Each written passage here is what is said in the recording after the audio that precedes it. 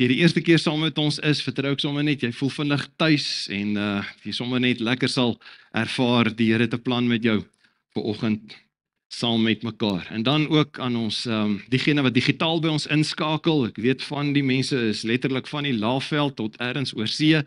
Is lekker om met julle ook te kan kontak hê. Dankie vir al die terugvoer en mag ook vanmôre se woord vir jou in die tyd wanneer jy na luister op 'n unieke manier bemoedig en uitdaag. Ek wonder hoeveel van julle wat vanmôre hier sit, so as jy nou eerlik moet wees, en jy kan maar jou hand opsteek, wie van julle sou kon doen met 'n behoorlike breek, met 'n behoorlike vakansie? Wie van julle sou sê, dit klink dan nou soos manna. 'n breek van die druk, 'n breek van die spanning, die verwagtinge, die eindelose uitdagings, die een probleem na die ander. En ek dink as ons, en jy hoef nie jou hand op te steek wat dit aanbetref nie, maar ek dink as baie van ons wil eerlik wees, begin jy veral hierdie tyd van die jaar kom en jy sê, ek is moeg. Ek raak nou net moeg. En nou is dit nog daai afsluiting en nog hierdie funksie en dis mos nou nog allerlei hekkies wat almal uitdink wat nog moet gebeur tussen nou en die einde van die jaar. Maar ek vertrou dat vanoggend se woord vir jou nuwe hoop gaan gee en jou gaan help om moed te skep sodat jy kan sterker staan. Inteendeel, ek wil jou uitdaag en sê, moenie opgee op iets wat die Here deur jou wil bereik nie. Om te bereik wat die Here vir jou beplan en te ontvang wat hy beloof het, moet jy vanmôre hoor dat die woord van die Here vir elkeen van ons wil sê, en hier kom die uitdaging van die oggend, byt vas. Inteendeel, dis hoe die Nuwe Testamentiese brief aan die Hebreërs dit stel, hoor hoe sê Hebreërs 10 vers 36, dit sê, volharding is wat jy nodig het om die wil van God te doen en te ontvang wat hy beloof het. Wat het jy nodig? Volharding. Daai vermoë om vas te byt. Die boodskapvertaling stel dit dalk mooier.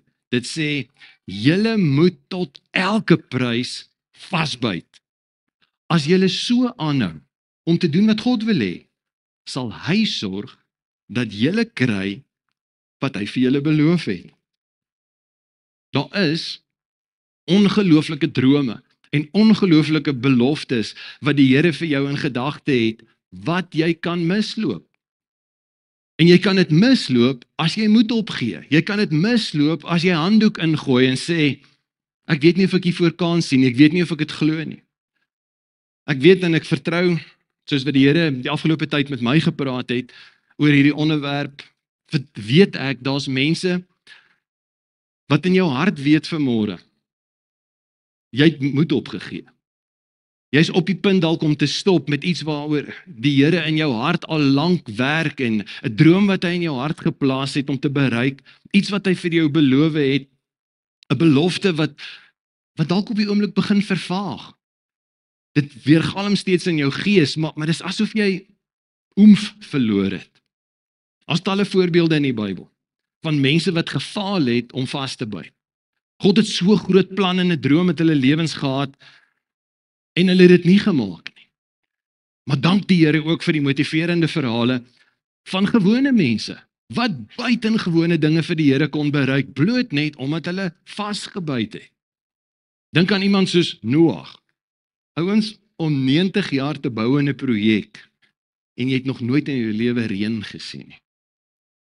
Abraham, Moses, Josua. En terwyl die lys aangaan, wil ek ons moet vassteek vanmôre by Josua hoofstuk 6 beskryf hoe dat God se mense 'n land moes inneem wat God gesê het, ek gee dit vir julle. Dis my belofte vir julle, dis my droom vir julle. En alhoewel God dit vir hulle beloof het hulle nog nie daar gelewe nie. Jy sien tussen God se belofte en die realiteit is daar nog al 'n gaping. Vandag is dit steeds so. Vandag is dit steeds so met God se mense. Hy seën ons met ongelooflike klomp beloftes, immers, hy seën ons met al die geestelike seëninge, maar ons leef nog nie daarin nie. Ek stel dit vir jou so op die skerm, net omdat die Here dit beloof, beteken nie dat ek dit besit nie. So ek moet iets doen en in die doen-proses het ek nodig om seker te maak, ek byt vas. In Josua 6 sien ons hoe dat God se mense dit wat hulle beloof is, vasbyt en sê, ons gaan dit nou ons in maak. Daai droom wat God vir ons het, daai droom wat en plan wat hy vir elkeen van ons het, ons gaan dit nou laat realiseer. Ontdek die verhaal saam met my, Josua 6, en ons lees vanaf vers 1. Dit skets die prentjie en dit sê vir ons, Jerigo was gesluit en verskans teen die Israeliete. Niemand het uitgegaan of ingekom nie. Die Here het vir Josua gesê, ek gaan Jerigo, sy koning en sy soldate nou in jou mag oorgee. Julle moet om die stad loop. Al die manne onder wapen moet eenmal om die stad gaan en dit moet julle 6 dae lank doen. 7 priesters moet elke dag of moet elkeen 'n ramshoring voor die ark uitdra. Die 7de dag moet julle 7 maal om die stad loop. Dan moet die priesters die ramshorings blaas en sodra die ramshorings blaas en julle dit hoor, moet al die manskappe die aanvalskreet hard uitskreeu. Die muur van die stad sal dan in mekaar stort en die manskappe kan oorklim, elkeen reguit vorentoe. Josua, uiteindelik gaan julle in besit neem wat die Here lankal reeds vir Abraham, vir Isak, vir Jakob beloof het. Uiteindelik gaan julle in besit neem wat Moses saam met Josua en Caleb en 'n paar manne probeer het, maar as gevolg van die ongeloof en die vorige generasie wat nie vasgebyt het nie, het hulle dit gemis. Jy sien, baie mense mis dit om in besit te neem wat God vir hulle beloof het. En daar's 'n hele klomp redes daarvoor. Daar's 'n klomp redes en ek wil hê dat jy vir 'n oomblik dink aan daai klomp mense saam met Moses, toe Josua nog 'n jong man was en hulle aanvanklik gaan inspeksie doen het, hoe lyk hierdie beloofde land, hulle teruggekom met vrugte en met voorbeelde van oorvloed uit hierdie amazing land uit, maar hulle het nie vasgebyt om God te glo nie, en in die proses het daai hele generasie te sterwe gekom in die woestyn, en 'n nuwe generasie het opgestaan. En ons 'n rede hoekom hierdie nuwe generasie wel die beloofde land kon ingaan, wel God se beloftes kon realiseer, maar daar's 'n rede ook hoekom hierdie vorige generasie nie die beloftes beleef het nie. Hoekom gee mense op? Hoekom byt mense nie altyd vas nie? Veral nie oor die droom en die plan wat die Here vir hulle het nie. Nommer 1, daar's 'n paar redes, ek deel met jou 3. 3 redes hoekom mense nie God se droom vir hulle bereik nie. Nommer 1 is, die visie is onlogies. Die prentjie maak nie regtig vir hulle sin nie. Ek is nie seker of hulle dit lekker verstaan nie. Net gou terug na hierdie situasie, Jerigo, op pad na die beloofde land of in die beloofde land in, dit was waarskynlik die, kom ons noem dit die eerste tree om die beloofde land in besit te neem. En almal ken die verhaal van die oorwinning oor Jerigo, wat vir 6 dae het hulle elke dag om die stad geloop, 7de dag 7 keer en die mure het in mekaar geval. Die aanloop na hierdie oorwinning was meer as 40 jaar. Want die vorige generasie het nie die geloof gehad om dit te doen en aan die gang te kom en daai eerste tree te gee nie. Hoekom nie? Want hulle visie was net totaal en al vir hulle onlogies. Hulle het vasgekyk teen die feite. Die feite was, daar's reëse daar binne en die mure. Dit wat hulle gesien het, het net nie vir hulle sin gemaak nie. Jy sien, ek en jy gee soms moed op en ons byt nie vas nie, want daai eerste tree is soms die moeilikste, want dit maak nie sin nie. Hoeveel van julle het al, die dokter gee vir jou opdrag en sê, vir jou gesondheid om beter te wees, sal jy 'n eerste tree moet gee, jy sal hierdie aanpassing moet maak, maar dit maak net nie vir jou lekker sin nie. En dis ook nie 'n lekker opdrag nie, so jy byt nie vas met daai instruksie om gesonder te word of om fiks te word nie. En dan dink ek, weet nie van jou nie, maar ander mense vir my, ander mense se oorwinnings lyk vir my altyd so maklik. Josua, hulle het om die staadjie geloop en die mure het geval. Het lyk so maklik want Jerigo was in elk geval nie eers 'n groot vesting nie. Ek weet nie of jy dit weet nie, maar die stad se grootte was van so 'n aard dat as 'n fikse persoon redelik vinnig loop, kon jy in 20 minute rondom die hele Jerigo loop. 'n Groot span, soos 'n weermag, hoogstens 'n uur, dan's die hele kraat rondom rondom die vesting. So dit was nie die grootte van die stad, wat dit vir hulle moeilik gemaak het om te verower nie. Maar dit was die intimiderende hoogte en die breedte van die mure. Die mure was ongeveer tussen 12 en 13 meter hoog volgens navorsing, en dit was 'n dubbelmuursisteem. Dit was in elk geval so breed gewees, dat mense letterlik 'n hele huis binne in die muur kon hê, en daar was hier en daar vensters wat na buitekant toe kon uitkyk. Baie van die beloftes van die Here realiseer nie in ons lewens nie, maar ons so geïntimideer is, nee, dit lyk onlogies, dis net te groot, dis net te onmoontlik. Hierdie belofte kan nie so uitwerk nie. En is asof ons visie besoedel word deur die mure wat te hoog is. So kantlyn aantekening. Dis hoekom dit so ongelooflik wys is, om weeklik saam met ander medevolgelinge van Jesus bymekaar te kom, want dit verander net jou fokus. En dit wysig jou perspektief, en dit verhelder jou visie, en dit help jou om verby die obstacles en die mure en die uitdagings te kyk, en te besef, hulle is daardeur, daai persoon is lief vir die Here, daai persoon kom met moeiliker omstandighede, kyk hoe toegewy is hulle aan die Here. Jy sien, solank jou aandag en jou fokus en jou visie gefestig is op die mure. Miskien die probleme uit jou verlede. Jy kyk die heeltyd vas teen, en jou visie, al wat in jou visie is die uitdaging van jou gesondheid, of die omvang van jou skuld, of die verskille van jou lewensmaat, of die diepte van daai verslawing, of die spanning met 'n ouer, of die krisis met 'n kind. En solank jy dit jou visie maak, gaan jy in die woestyn bly. Gaan jy die belofte misloop. Maar wanneer jy met ander volgelinge bymekaar kom en saamkom en begin fokus, nie op die grootte van die mure nie, maar die grootte van God. As ons hom weer voor oë kry en besef, my God is die God wat my tot alles in staat kan stel. Dan herinner dit vir ons, 1, ons is nie alleen nie, 2, ons word gevul deur dieselfde gees wat Jesus uit die dood uit opgewek is, en daai gees van Christus is in ons. En dit verander my perspektief om anders te kyk, en verder te kyk as net die fisiese mure voor my. En jy kan begin vasbyt as jy verby die mure kyk. Interessant, en kan ek jou aanbeveel en aanmoedig, as jy nog nie YouVersion Bible app op jou foon het nie, dis 'n gratis Bible app, en een van die redes hoekom ek hom wil hê dat jy hom verseker gebruik, is net in Afrikaans. Ek dink daar's nou iets soos 9 vertalings in Afrikaans, en kan ek jou uitdaag, wanneer jy 'n vers lees en jy verstaan hom nie, gaan klik net op daai versie, en daar's 'n knoppie wat sê vergelyk, of compare.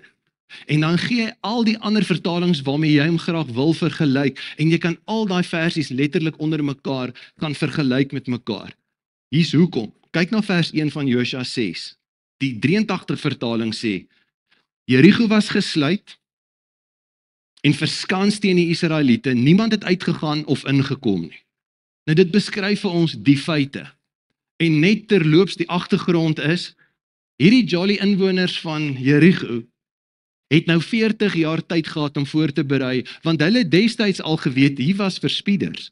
Hulle was binne in Jerigo. Hulle was daar by Rahab gewees. So, en hulle het beplan en destyds al gesê, hulle kom vir ons. So hulle het moeite gedoen om die mure te verbreed, die mure te verhoog. Dit was letterlik beskryf in argeologie vandag, sê hulle, dit is steeds een van die ondeurdringbare klein stede in daardie geweste. So dis die feite. Die feite dat hierdie staadjie is gesluit en verskans. Vers 2 maak 'n interessante stelling. Dit sê, die Here het vir Josua gesê, ek gaan Jerigo, sy koning en sy soldate, nou in jou mag oorgee. Nou ons ken die storie, so ons verstaan die vers. Maar as jy hom gaan vergelyk met 'n ander vertaling, kom jy agter, daar's eintlik in die grondteks meer gewees wat die 83 vertaling bietjie gemis het. Die 53 vertaling vertaal hom so, dit sê, toe het die Here vir Josua gesê, Josua, kry visie. Dis eintlik die Hebreëse woord wat daar gebruik, Josua, kyk. Josua, sien in jou geestesoog. Terwyl jy vers 1 sien, 'n stad wat onbegaanbaar is, kyk, ek gee Jerigo met sy koning en sy dapper helde in jou hand. Net om te vergelyk met 'n volgende vers, Die New International Version, then the Lord said to Joshua, see, I have delivered Jericho into your hands. Past tense. Along with its king and his fighting men. Kry 'n goddelike visie. Sien in jou gees. Die Here wil eintlik vir Josua sê in die oorspronklike Hebreëus, Josua, jy sien die feite, moenie daaraan vaskyk nie. Inteendeel, sien verder as dit. Ek het reeds Jericho in julle hande oorgegee. So julle hoef nie eers te gaan met die verwagting om te gaan veg nie, ek is besig om 'n wonderwerk te doen. So God se opdrag vir Josua is, Josua kyk verby die onlogiese, die mure, kyk verder as die feite, kry 'n nuwe perspektief, kyk vir die realisering net van God se belofte, nie van wat se plannetjies jy hoef te maak nie. En miskien moet jy net weer vanmôre bemoedig word deur die feit dat ons God soveel groter en anders is. Hy's die enigste een wat voor die tyd kan sê, wat gaan gebeur asof dit al gebeur het. Hy sien dit wat nog nie gebeur het nie, asof dit reeds gebeur het. Want hy is nie beperk tot ons feite en tyd nie. En jy kan vanmôre vir my sê, ja maar Etienne, jy verstaan nie my situasie nie, want die feite. God is genadiglik nie beperk tot die feite nie. Hy sien klaar die eindresultaat en die deurbraak en die oorwinning en die belofte wat hy in jou lewe wil laat realiseer. Hulle sien 'n stad. God sê, Josua kyk en sien solank die oorwinning. Josua kon gesê, Here, ek weet nie waarvan jy praat nie, ek sien net mure. Het jy al ooit daai frustrasie gehad? Dat jy besef die Here sê iets in jou hart, maar dit stem nie ooreen met wat jou oë sien nie. Ek onthou toe die Here ons Standerton toe geroep het en die Here gee 'n visie vir Standerton en ons kom hier en dis totaal en al anders as wat die Here gesê dit kan wees. Miskien sien jy of hoor jy en beleef jy iets in jou gees dat die Here vir jou beloof iets van bevryding, maar al wat jy beleef is die bande van verslawing. Jy beleef in jou gees hoe dat die Here vir jou iets beloof van oorwinning, maar jy beleef nou nog net nederlaag. Miskien is dit dat die Here vir jou 'n belofte het van genesing en herstel, maar jy sukkel op hierdie stadium nog met gebrokenheid en pyn. Miskien is dit dat die Here vir jou, dat jou perspektief anders is as die Here se, waar sy openbaring en jou belewenis nog nie ooreenstem. Dis hoekom Paulus ons waarsku en ons uitdaag as volgelinge van Jesus. Hy sê in 2 Korintiërs 5 vers 7. Hy sê hier is ons uitdaging. Hoe ons anders moet lewe, hy sê, want ons wandel deur geloof, nie deur aanskouing nie, sê die 83 vertaling. 53 vertaling, wandel nie deur aanskouing nie. Nuwe vertaling vertaal dit om te sê, ons lewe deur die geloof, nie deur wat ons sien nie. Om terug te kom en te sê, ek wil soos 'n vasbuiter, wil ek besef, ek gaan verder kyk, as die onmiddellike obstruksies voor my, en die fisiese. En weer eens, dis hoekom samekomste, dis hoekom lof en aanbiddingsmusiek baie keer vir jou help om net verby die mure, verby die struikelblokke, verby die dis onmoontlik feite, God raak te sien, herinner te kan word waartoe hy in staat is en wat hy in jou lewe kan doen. Dis hoekom 'n klein groep en omgeegroepe en medegeloofstryders nodig is. Hoekom? Want dit help om ons visie te verbreek. Dit help vir ons om op 'n ander manier nie net na God te kyk nie, maar ook na ons omstandighede te kyk. Baie mense gee egter moed op oor daai belofte en daai deurbrake, want hulle uitkyk is verkeerd en hulle visie is onlogies. 'n Tweede rede waarom mense opgee is, dit lyk asof niks gebeur nie. Die vordering is onsigbaar. Jy glo dan nou.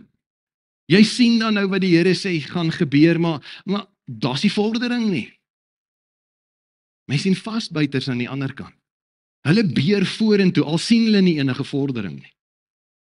In hierdie situasie en hierdie storie gee die Here duidelike instruksies oor wat Josua en sy manskappe spesifiek, maar onlogies moet doen. Vers 6.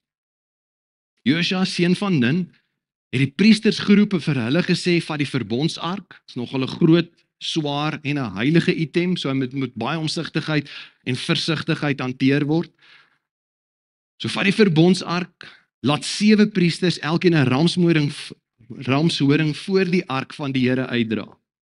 Vir die manskappe het hy gesê, kom verby, loop om die stad, gewapende manne moet verby voor die ark van die Here uit.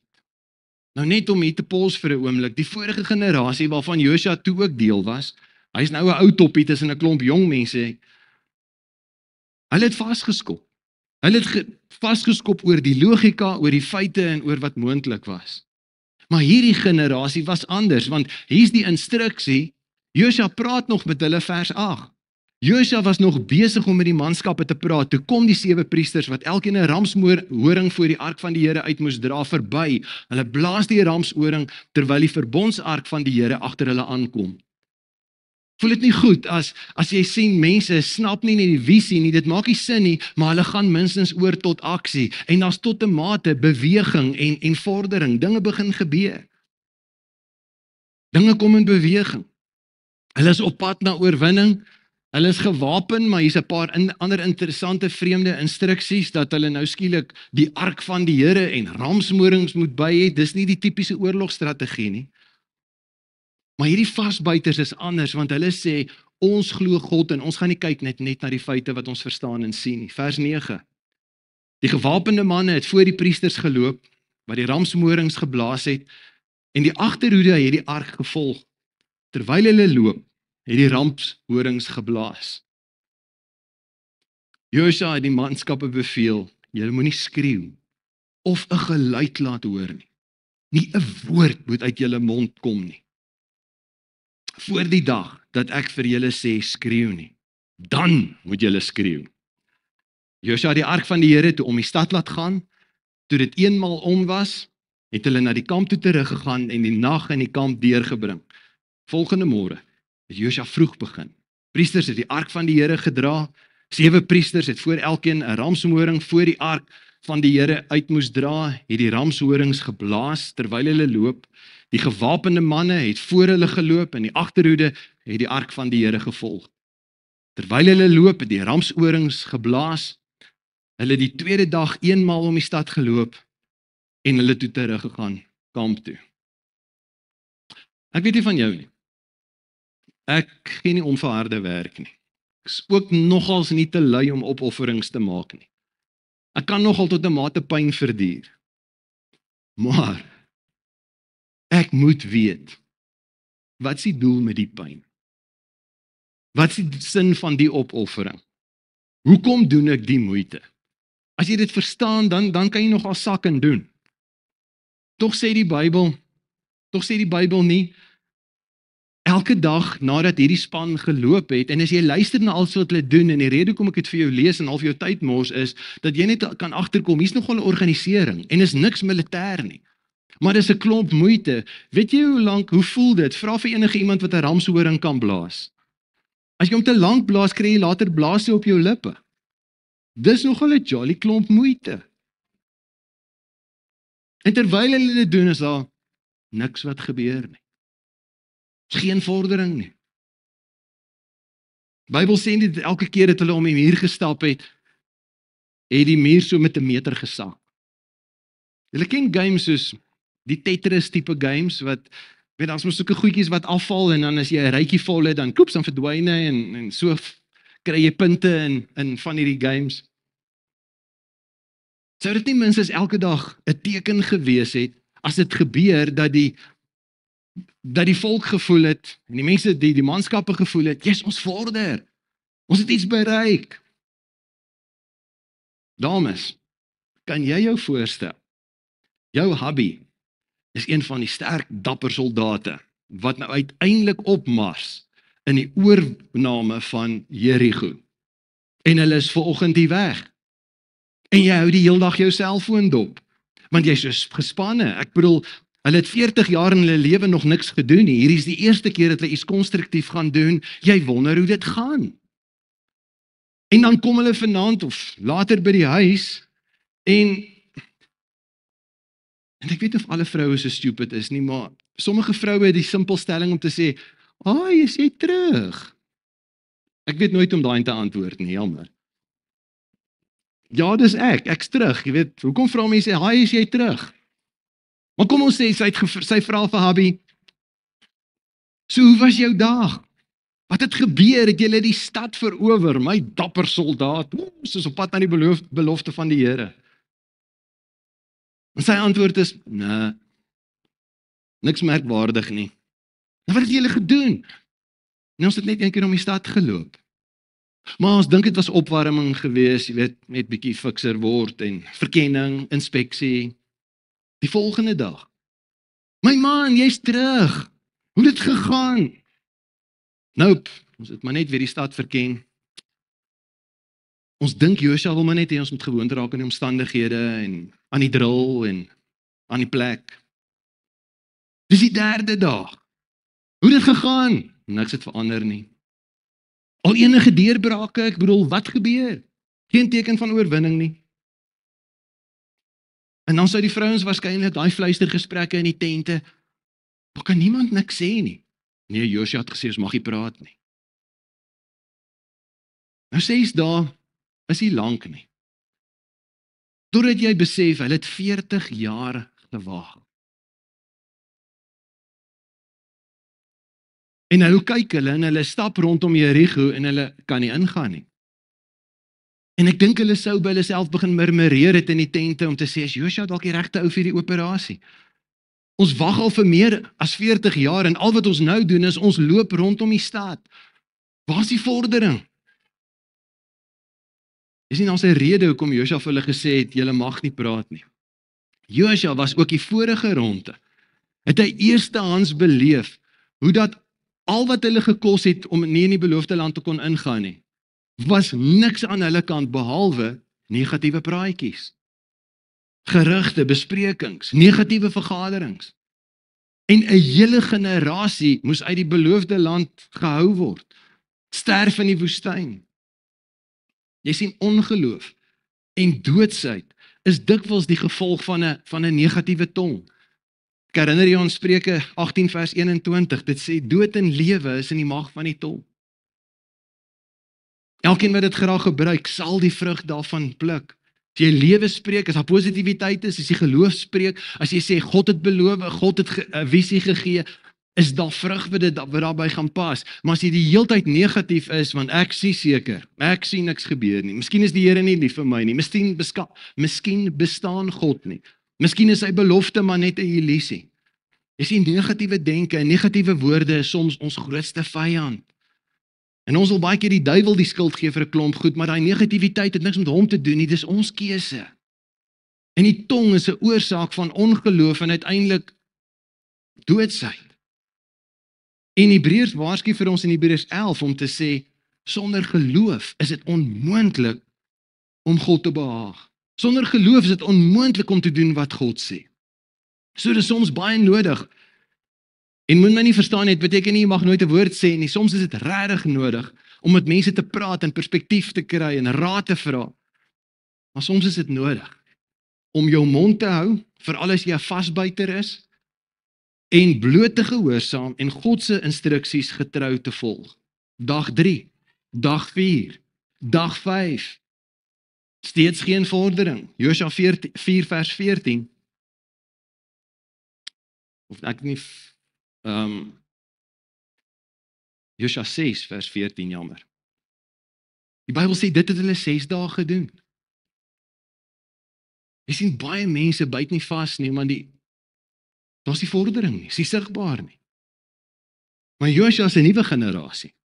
Die vorige ouens het hulle monde uitgespoel en het hulle vooruitgang gekos. Hierdie nuwe generasie het iets verstaan van, ons gaan vertrou en doen. Ongeag wat die instruksie is, ons gaan God glo, want hy het gesê. Wat ek nog nie genoem het nie, gaan lees weer die gedeelte. Die Here het vir Josua gesê, stap 6 keer om die stad, die 7de dag 7 keer, en die stad se mure gaan in mekaar tuimel. Josua het dit nooit vir die manskappe gesê. Hy het net vir hulle gesê, ons stap elke dag, en niemand sê 'n woord nie. Daar's 'n derde rede hoekom mense nie vasbyt nie. Die verwagting is onduidelik. Mense is nie seker wat gaan gebeur, wat om te verwag nie. Weet nie van jou nie, maar ek wil nogal in beheer wees. Ek wil nogal 'n idee van wat om te verwag. Wanneer ek oefen, en ongelukkig kan jy mos nie oefen en jy lyk onmiddellik beter nie. Wanneer ek oefen, sien ek die resultate nie, maar ek wil minstens weet. Hoe ver nog? Hoeveel reps nog? Hoe lank nog? As ek weet dis nog net om hierdie volgende blok, fine, dan kan ek dit dalk nog manage. Josua se manskappe loop dag vir dag rondom hulle uitdaging, terwyl hulle nie weet wat om te verwag nie. Sal dit nie wonderlik wees as die Here vir ons so 'n aanduiding kan gee van hoe ver nog? Hoe lank nog? As hy vir jou 'n aanduiding kan gee van dis nog net 6 maande, dan is daar 'n finansiële deurbraak. Dis nog net 'n jaar, dan ontmoet jy die lewensmaat van jou drome. Dis nog net 3 maande, dan is die greep van daai verslawing gebreek. Dis nog net 2 weke, dan is die pyn verby. Ek kan baie dinge doen as ek weet wat ek moet doen en hoe lank nog, anders verloor ek spoed. Maar vasbyters, elke vasbyter nog deur die Ou en Nuwe Testament, verwag onverskrokke die onmoontlike, dat God gaan doen wat net hy op sy tyd kan doen. Kan jy jou egter indink as die manskappe geweet het wat om te verwag en wat gaan gebeur, en elke dag gesien het hoe daai mure krimp. As hulle gesien het, hier kom hy, lekker, môre gaan ons hom verder vat, hier kom hy 'n end verder. Kan jy jou indink die verslag as hulle terug sou kom by die tent? Lawie sal nie glo wat vandag gebeur het nie. Ons het op die muur gestap en nadat ons daar weg is, het die muur in mekaar gesak vir 'n hele meter.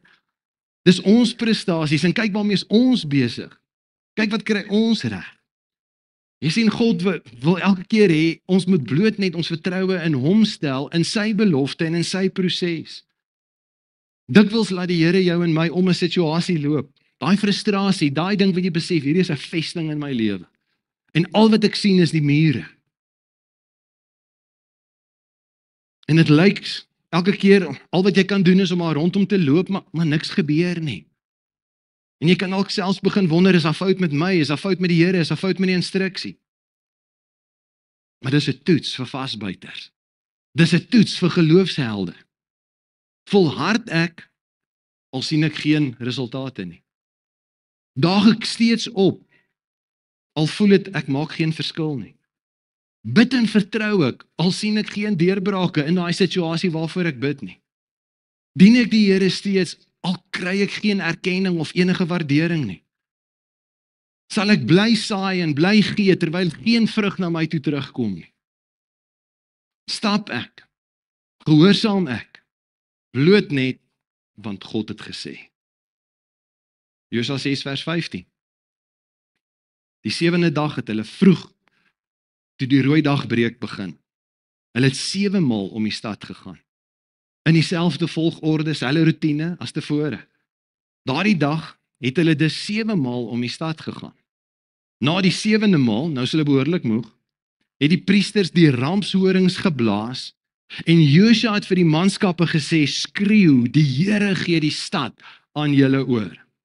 Vers 20 sê, net toe die manskappe die ramshoring hoor, het hulle die aanvalskreet hard uitgeskreeu.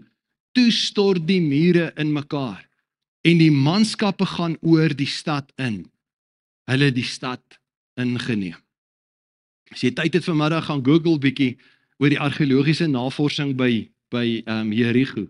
En wat verstommend is, wat hulle nie kan verklaar nie, is hoe dat die mure vir een of ander rede, en al die argeologiese bewyse is daar, die mure het na buitekant toe uitgetuimel en letterlik soos in trappies veroorsaak, wat mense letterlik net van alle kante af kon instap. En 'n oorwinning word behaal. En 'n belofte begin realiseer. En onweerlegbaar moes 'n klomp manskappe van mekaar sê, dis net God. Ons het niks gedoen, behalwe om getrou en gehoorsaam te wees en onsself te bewys as vasbyters, dat ons God gaan bly glo. Sommige van julle vanmôre hier, julle is moeg vasgebyt. En jy's uitgekeier vir hierdie gevoel van ek is nog steeds in 'n woestyn. Jy's uitgekeier vir hierdie dae se sinnelose gestap. Maar wie weet, Jy's dalk onwetend by die laaste rond is. Ek wens so daar was soos in Grand Prix, hierdie duidelike aanduiding, wat vir jou kan sê, hoeveel laps is nog oor. En dan kan jy minstens daarom net sê, okay, kan myself pace. Ek wonder hoeveel mense gee op hulle werk, of op 'n droom, of op jou reinheid, of op jou huwelik, of op 'n kind, of op jou selfdissipline, of gee op daai deurbraak, gee op jou soberheid, gee op 'n roeping, gee op 'n bediening, terwyl dit eintlik baie moontlik een van die laaste rondes was. Jou deurbraak is dalk net om die draai. En jy's moeg, wat te verstaan is. En dit maak nog meer sin as jy besef, jy's moeg en die visie is onlogies. Die vordering is onsigbaar, die verwagting is onduidelik. Die moeite maak nie sin nie. En dit wat jy doen, voel simpel. Ek is amper seker daarvan, die Bybel sê dit nie vir ons nie, maar daar was mense op daai mure wat begin loer het, en begin aanmerkings skree het, en jy's moeg gestap, hierdie ark is swaar. Weet jy hoe voel my lippe na hierdie raamshoring? Maar hoor vanoggend as die Heilige Gees vir jou sê, moenie opgee nie. Hoor as die Heilige Gees vanmôre vir jou sê, byt vas. As jy elke ronde stap, asof dit die laaste is. Asof God gaan waarmaak wat hy beloof het, gaan jy een of ander tyd reg wees. En dis die rede vir Hebreërs 10 vers 36 se aansporing. Vir ons wat volgelinge van Jesus is, hoor as die Here vanmôre vir jou sê, julle moet tot elke prys vasbyt. En vir Christene deur die eeue, vir volgelinge van Jesus, het dit durf en waagmoed gevra, en daar stories wat letterlik partykeer met bloed en sweet gepaard gegaan het, van mense wat tot elke prys vasgebyt het. Maar hoor die belofte, as jy so aanhou om te doen wat God wil hê, nie jou eie planne nie. Here, wat wil u hê? U het 'n prentjie, u het 'n droom. Here, dit maak nie sin nie, maar Here, ek gaan aanhou doen wat u wil hê. Dan sal hy sorg dat julle kry wat hy vir julle beloof het. Jy het baie waarskynlik nie vanoggend per ongeluk hierheen gekom nie. En die Heilige Gees wil vanmôre uitreik na jou. Want jy is op die punt om moed op te gee op een of ander area wat 'n groter plan en 'n doel in jou lewe het. Miskien het jy greep verloor. Miskien het jy half emosioneel afgeskakel, geestelik moed opgegee. Maar die Here het jou vandag hierheen gebring sodat jy kan hoor, net dalkies, is jy in een van die laaste rondes. En met elke ronde wat jy loop, elke keer as die muur nie val nie, is daar 'n groter geloofsheld wat hy in jou bou. Want vir die res van die volk Israel, van daai manskap se belewenis, moes hulle elke keer onthou het, verseker, as God ons kon help by Jerigo, ons moeilikste, ons eerste tree, as hy daar vir ons kon help, as ons net op God vertrou, is enige iets moontlik. God wil vir Josua sê, Josua, ek wil hê jy moet leer om op my te vertrou. So dan wil ek vanoggend vir jou bid. Veral vir jou wat op die punt staan om moed op te gee. Moed op te gee op daai droom, daai aspirasie, daai roeping wat God op jou lewe geplaas het. As jy vanmôre sê, ek wil moed opgee, want die visie, die prentjie wat die Here vir my gee is net te onlogies. Ons die vordering nie. Weet nie meer wat om te verwag nie. Weet nie wat om volgende te doen nie. Maar ek kies vanmôre om te sê, Here, ek kom terug. En ek gaan nie my geloof plaas in waartoe ek in staat is nie. Ek gaan my geloof plaas in die feit dat U my geroep het om hierdie ding te maak werk. En ek gaan my bietjie doen, al voel dit hoe onlogies, en ek gaan terugstaan om te kyk hoe dat die mure val en hoe dat die oorwinning kom. Kan ek saam met jou bid? Kom ons vertrou die Here. Dat ons vanmôre bekend sal staan en 'n nuwe identiteit sommer net weer oor ons lewens sal sien as 'n vasbyter. Iemand wat nie sal dit gaan nie. Die Engels het 'n term van tenacity. Dis soos 'n bulldog wat as hy gebyt het, los hy nie. Om te sê, Here, ek byt vas aan U. Ek byt vas aan dit wat U droom en U plan vir my is en ek sal nie laat los nie. En Here, ek raak moeg. Maar dankie dat dieselfde krag wat Jesus uit die dood uit opgewek het, my kan in staat stel om nie net vas te byt nie, maar om uiteindelik te kan sien hoe die droom realiseer. Kom ons bid saam. Here, ek dink elkeen van ons in een of ander area stoei met iets. Stoei met iets wat vanmôre dalk 'n groter teleurstelling is en ons half laat afglip in 'n sinkgat van ongeloof. Ons is nie meer seker of ons in ons eie kundigheid en onsself en ons eie vermoëns kan vertrou nie. Ons is selfs nie eers seker of ons in U kan vertrou en in die beloftes wat U gemaak het nie, want daar's dan nie resultate nie. Dankie vir vanoggend se woord. Dankie vir die uitdaging wat U het en dankie dat U vir elkeen van ons wil kom in die oë kyk en sê, hou moed, kom vat my hand. Kom bid vir diegene van ons wat dalk nog glad nie eers in 'n verhouding met U staan nie. Dankie dat U vanmôre U self aan ons wil bekendstel as die Josua van die Nuwe Testament. Dankie vir Josua in die Ou Testament wat die volk ingelei het in 'n nuwe seisoen. Dankie Jesus dat U in die Nuwe Testament gekom het om ons te lei in 'n nuwe seisoen. Mag ons die knie kom buig voor U heerskappy en terwyl Vader aan Jesus als geopenbaar het hoe hierdie oorwinningsroete gaan lyk. Wanneer Jesus vir ons die instruksies gee, mag ons glo en doen. Al verstaan ons nie, al maak dit nie sin nie, al is dit nie logies nie. So ek kom bid vir diegene by wie Jesus nog buite staan.